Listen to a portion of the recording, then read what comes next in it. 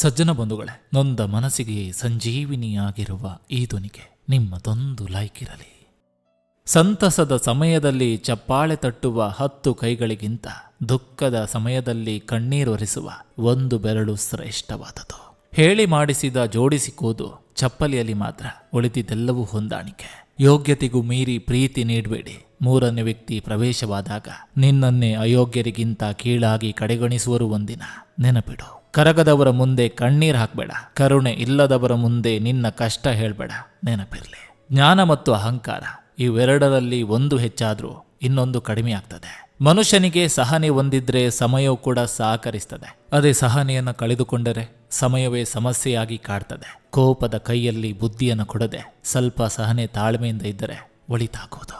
ಚಾಡಿ ಹೇಳಿ ಒಬ್ಬರಿಂದೊಬ್ಬರಿಗೆ ಕಲಹಗಳನ್ನು ತಂದಿಡುವವನು ಬೇರೆ ಪಾಪಕರ್ಮಗಳನ್ನು ಮಾಡಬೇಕಾಗಿಲ್ಲ. 1000 ಯುದ್ಧಗಳನ್ನು ಗೆಲ್ಲುವುದಕ್ಕಿಂತ ನಿಮ್ಮನ್ನು ನೀವು ಗೆಲ್ಲುವುದು ಉತ್ತಮ. ಇದೇ ನಿಜವಾದ ವಿಜಯ. ಇದನ್ನು ನಿಮ್ಮಿಂದ ಕಿತ್ತುಕೊಳ್ಳಲು ಯಾರಿಗೂ ಸಾಧ್ಯವಿಲ್ಲ.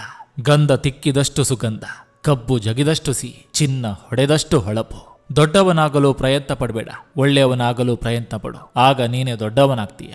ಒಬ್ಬ ಒಳ್ಳೆಯ ವ್ಯಕ್ತಿಗೆ ಮೋಸ ಮಾಡುವುದು ಅಂದ್ರೆ ಕೈಯಲ್ಲಿರುವ ವಜ್ರವನ್ನ ಎಸೆದು ಕಲ್ಲನ್ನ ಎತ್ತಿಕೊಂಡಂತೆ. ಧ್ವನಿಯನ್ನು ಏರಿಸುವ ಬದಲು ಮಾತಿನ ಮೌಲ್ಯವನ್ನ ಹೆಚ್ಚಿಸಿ ವ್ಯಕ್ತಿತ್ವದ ತೂಕವೂ ಸಹ ಹೆಚ್ಚುತ್ತದೆ. ದುಶ್ಮನಾದ್ರೂ ಪರವಾಗಿಲ್ಲ, ಆದರೆ ಜೊತೆಗೆ ಇದ್ದು ಶಕುನಿ ಆಟ ಆಡೋರನ್ನ ಯಾವತ್ತೂ ಹತ್ತಿರಕ್ಕೂ ಸೇರಿಸಬಾರದು. ಅವರವರು ಮಾಡಿದ್ದು ಅವರವರೇ ಅನುಭವಿಸ್ತಾರೆ. ಅದು ಒಳಿತಾಗಲಿ ಕೆಡುಕಾಗಲಿ. ನಾವು ಯಾರಿಗೂ ಏನು ಬಗೆಯದೆ ಸುಮ್ಮನೆ ಇದ್ದು ಕಾದು ನೋಡಬೇಕಷ್ಟೆ. ಕಾಣದ ದೇವರಿಗೆ ಚಿನ್ನ ಹಾಕುವ ಬದಲು ಕಾಣುವ ತಾಯಿ ದೇವರಿಗೆ ಅನ್ನ ಹಾಕು. ದೇವರು ನಿನಗೆ ಹೊಸ ಆರಂಭವನ್ನು ಕೊಟ್ಟಾಗ ಮತ್ತೆ ಹಳೆಯ ತಪ್ಪುಗಳನ್ನು ಮಾಡಬೇಡ. ಸಜ್ಜನ ಬಂಧುಗಳೇ, ಇದು ಇಂದಿನ ಸಂಚಿಕೆ ಅಂತ ಹೇಳ್ತಾ, ಈ ಸಂಚಿಕೆ ನಿಮಗೆ ಇಷ್ಟವಾಗಿದ್ರೆ ದಯವಿಟ್ಟು ಒಂದು ಲೈಕ್ ಮಾಡಿ, ಜೊತೆಗೊಂದು ಕಮೆಂಟ್ ಮಾಡಿ. ಮತ್ತೆ ಮುಂದಿನ ಸಂಚಿಕೆಯೊಂದಿಗೆ ಅತಿ ಶೀಘ್ರದಲ್ಲಿ ನಿಮ್ಮನ್ನ ಭೇಟಿ ಆಗ್ತೇನೆ. ನಿಮ್ಮೆಲ್ಲರ ಮನಸ್ಸು ಪ್ರಶಾಂತವಾಗಿರಲಿ ಅನ್ನೋದು ಈ ವಾಹಿನಿಯ ಉದ್ದೇಶ.